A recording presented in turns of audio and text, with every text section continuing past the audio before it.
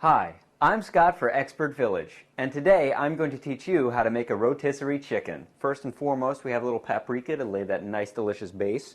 So you just put it on the smallest setting if you have that, and you just sprinkle it on nicely all over the chicken. The more the merrier, of course, with this, because this flavor, you have to remember when it's in the rotisserie, it is turning, so it could fall off. So there we go, we got paprika first. The next ingredient we're going to throw on the outside here is some parsley flakes. And the parsley flakes give it a really good aroma and an awesome, awesome aftertaste. So just take a little bit of parsley flakes.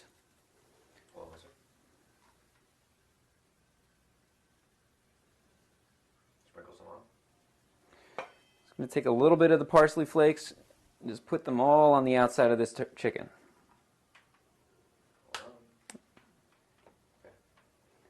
Are you putting it back again? Yep.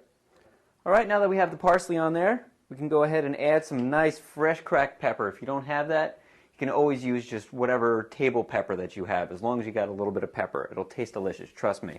1 second. Go.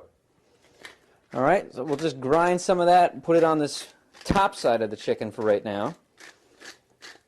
Remember, pepper is really powerful in high doses, so we'll just put it on there a little sparingly, especially on this side. And there we go. We have enough pepper there.